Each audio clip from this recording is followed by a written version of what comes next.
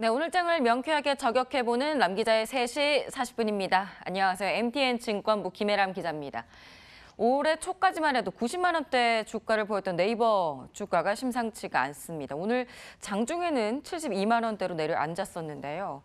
주주 가치를 제고하기 위해서 액면 분할을 발표하기도 했지만 주가 부양 효과는 크지 않은 것 같습니다. 게다가 지난 금요일에는 네이버 웹툰 합병을 하루 만에 철회하면서 불성실 공시법인 지정 예고까지 받아서 시장에서 신뢰도가 하락했습니다. 이 증권가에서도 올해 실적 전망이 흐리다는 조언들을 내놓으면서 액면 분할 효과, 글쎄요. 이 액분 이후에 주가가 떨어지고 있는 삼성전자의 전철을 밟는 게 아닐지 우려의 목소리가 나오고 있습니다. 이 네이버는 지난 목요일 26일에 엔스토어 사업 부문을 물적 분할한 뒤에 네이버 웹툰에 흡수 합병하기로 했다고 공시했었는데요. 그런데 하루 만에 엔스토어를 분할한 뒤 합병은 나중에 결정하겠다면서 27일 정정 공시를 냈습니다. 돌연 합병 결정만 철회를 했죠. 그러면서 이 합병에 들어있었던 주식 매수 청구권까지 사라졌습니다.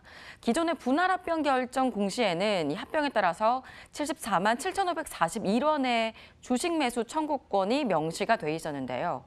이 시장에서는 이 주식 매수 청구권을 호재로 받아들인 것으로 보입니다. 적어도 이 매수 청구권 밑으로 주가가 빠지지는 않을 것이라는 기대감이었습니다. 그래서일까요? 이 분할 합병 공시가 나왔었던 26일 네이버 주가는 실적이 부진했음에도 불구하고 상승 마감했습니다. 네이버의 2분기 영업이익은 전년 동기보다 12.1%가 줄면서 세계 분기 연속 감소세를 나타냈죠. 그랬다가 27일 합병 자체를 철회하면서 주식 매수 청구권도 함께 사라졌습니다. 네이버는 주주의 주식 매수 청구권에 대해서 공시를 통해 단순 물적 분할이기 때문에 해당 사항이 없다라고만 공시를 했습니다. 27일부터 하락하기 시작해서 오늘도 쭉 그 이후에 네이버는 하락세를 보였습니다. 한 금투업계 관계자는 네이버의 공시에는 매수 청구 금액이 얼마 이상으로 들어오면 합병을 철회할 수 있다라는 어떤 조항이나 설명이 없었다면서 본인이 알기로는 이 회사 측에 매수 청구 금액 한도가 없는 게 맞냐는 주문 문의가 있었던 것으로 알고 있다고 말을 했습니다. 이 매수 청구가 너무 많이 들어오면 회사 입장에서도 좀 부담이 될 수 있어서 분할만으로 정정한 것 아니냐, 이런 의혹들이 좀 있었다는 이야기가 있었다는 건데요. 한국거래소는 일단은 하루 만에 합병 결정을 철회한 네이버의 불성실 공시법인 지정 예고를 했습니다. 네이버는 다음 달 7일까지 이의 신청을 할 수가 있습니다.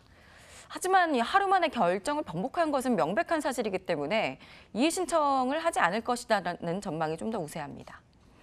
거래소는 현대모비스와의 상황을 좀 비교를 해서 설명을 하더군요.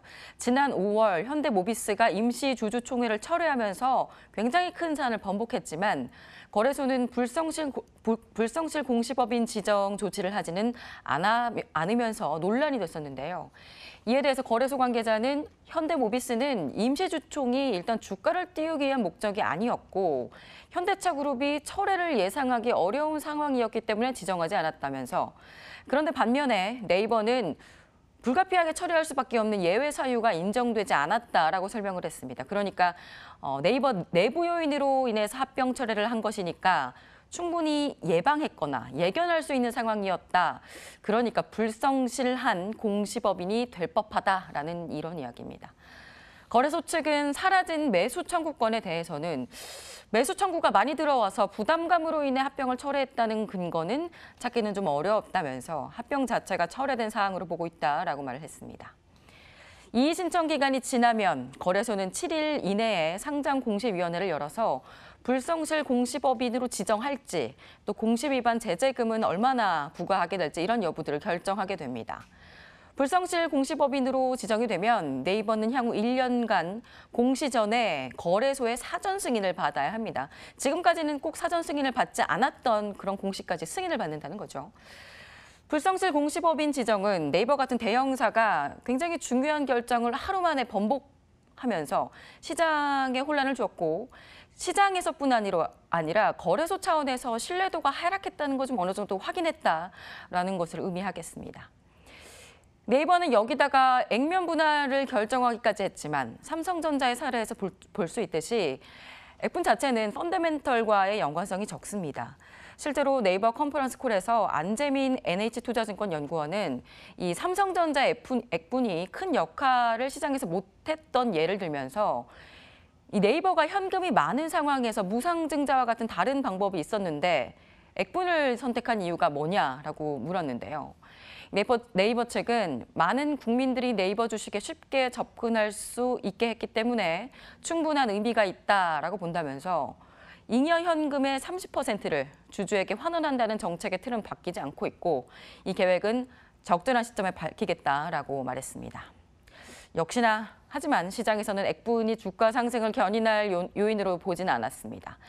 액분 결정 이후에도 하나금투, 신한금융투자, KB교보증권 등 일부 증권사에서는 목표가를 낮췄습니다. 실적 전망이 어둡다는 이유에서였는데요. 여기다가 페이스북과 트위터가 실적 악화로 주가가 폭락을 하면서 네이버와 카카오에도 좋은 영향을 미치지는 않고 있습니다. 완전히 커플링 현상이 일어나진 않겠지만 인터넷주가 받던 높은 밸류에이션 자체가 좀 떨어질 수 있다는 전망이 나오는 건데요. 네이버의 지난해 말 기준 현금과 현금성 자산은 1조 9천억 원에 달합니다. 이 1조 9천억 원의 30%를 주주 환원을 위해서 쓰겠다고 밝혔는데 어떻게 쓸지 또 앞으로 실적 개선은 어떻게 이뤄나갈지 지켜봐야겠습니다. 네, 이번에는 개장 전에 알았으면 좋았을걸 시간입니다. 내일은 삼성전자 2분기 확정 실적이 발표가 됩니다. 전체 영업이익의 80% 비중을 차지하는 반도체 전망이 좀 좋은 상황이고요. 또 애플도 31일 2분기 실적을 발표하는데요. 이 아이폰 판매 증가세가 좀 부진한 상황에서 애플워치나 에어팟, 홈팟 같은 기타 제품 실적에 대한 관심이 쏠리고 있습니다. 이 기타 제품들은 현재 고전하고 있는 애플의 새로운 성장 동력인데 이 중국에서 이것들이 생산이 되고 있기 때문에 폭탄 관세의 타겟이 될 수 있기 때문입니다. 이 페이스북과 트위터의 실적 저조에 이어서 애플의 실적 수위도 좀 보셔야 될 것 같고요. 또 BOJ 일본은행은 또 통화정책 회의를 열고 현행 0% 장기금리 목표치를 0.1% 이상까지 허용하는 금융 완화 정책에 나올 것이라는 전망도 나오고 있습니다. 저금리 지속에 따른 부작용을 논의할 가능성이 제기되고 있습니다. 네, 지금까지 람 기자의 속 시원한 3시 40분이었습니다.